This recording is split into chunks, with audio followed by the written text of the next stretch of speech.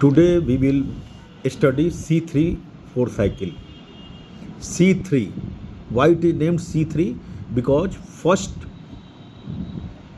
stable product which was formed is 3 carbon compound known as 2-phosphoglyceric acid 2-PGA.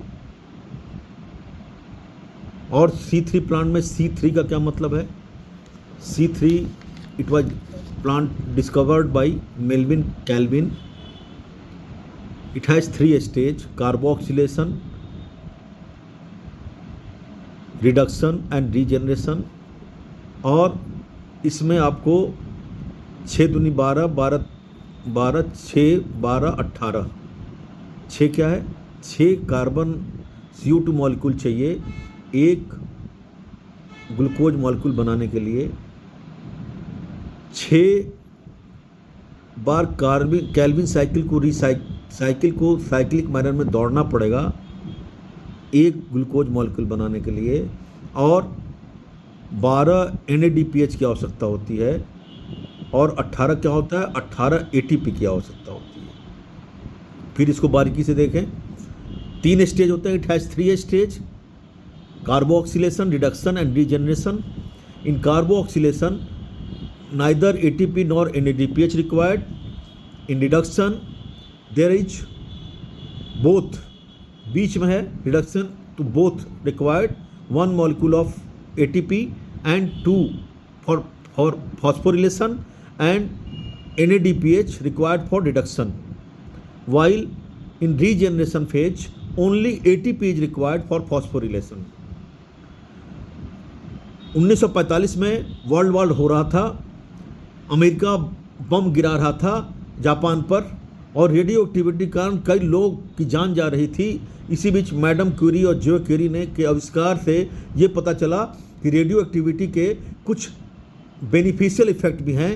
इसी चीज़ को Melvin kelvin ने चुरा लिया, और उसने कार्बन 14 आइसोटोप को एल्गल फोटोसिंथेसिस द्वारा ये प्रूव किया कि जो लाइट फेज के ATP, NADPH और O2 निकलता है लाइट फेज में, O2 डिफ्यूज आउट हो जाता है क्लोरोप्लास्ट से, और इस ATP और NADPH की मदद से हम CO2 प्लस H2O के साथ हम ग्लूकोज बनाते हैं। लेकिन ये वैज्ञानिकों के मन में बहुत दिनों से चल रहा था कि पहला फिक्सेशन प्रोडक्ट कौन सा होगा, पहला स्टेबल प्रोडक्ट कौन सा होगा। कई एक्सपेरिमेंट आए, लेकिन जीत हुई मेल्विन कैल्विन की एल्गल फोटोसिंथेसिस की C14 रेडियो आइसोटोप की। मेल्विन कैल्विन ने कैल्विन साइकिल बनाई। कैल्विन साइकिल ये बायोसिंथेटिक फेज होता है जिसमें शुगर का निर्माण होता है, और ये सारे फोटोसिंथेटिक प्लांट में मिलता है, वेदर इट इज C3 और C4। तो C3 plant because first stable fixation product is 2 molecule of 3-phosphoglyceric acid, that is 3 carbon containing molecule. First CO2 acceptor was different thing. It was 5 carbon containing compound, 5 Rubik था, वो राइबोलोज ketone sugar था ये। और इसके 3 crucial stage होते हैं। First को बोलते हैं कार्बोक्सिलेशन। कार्बोक्सिलेशन के बारे में सिर्फ 3 बातें जाननी है आपको। ये सबसे क्रूशियल स्टेप होता है।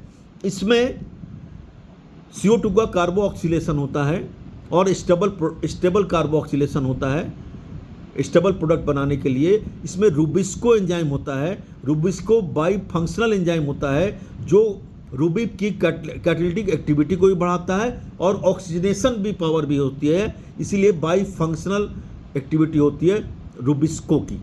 तो रूबिस्को एंजाइम होता है। रूबिक इसका 5 कार्बन कॉन्टेनिंग कंपाउंड होता है, CO2 से मिलकर कार्बोक्सिलेशन करता है। दूसरा स्टेप आता है रिडक्शन का। रिडक्शन में 1 मॉलिक्यूल ऑफ ATP की ज़रूरत पड़ती है, और 2 NADPH की ज़रूरत पड़ती है। इससे रिडक्शन होके शुगर बनता है, और फिर रीजनरेशन की ज़रूरत पड़ती है रूबिक की। अगर रीजनरेशन नहीं होगा तो फर्दर कैल्विन साइकिल नहीं चल पाएगी। मैंने बोला रीजनरेशन में सिर्फ 1 मॉलिक्यूल ऑफ ATP की ज़रूरत पड़ती है।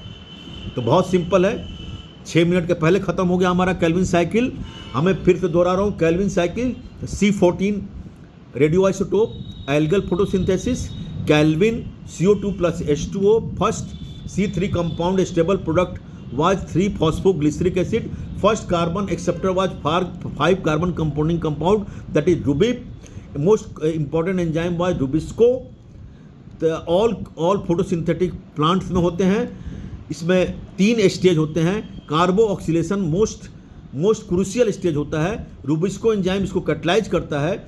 इसमें रूबिस्को के बाई फंक्शन होते हैं. दूसरा रिडक्शन डिवीजन होता है और तीसरा आपका रीजनरेशन डिवीजन होता है.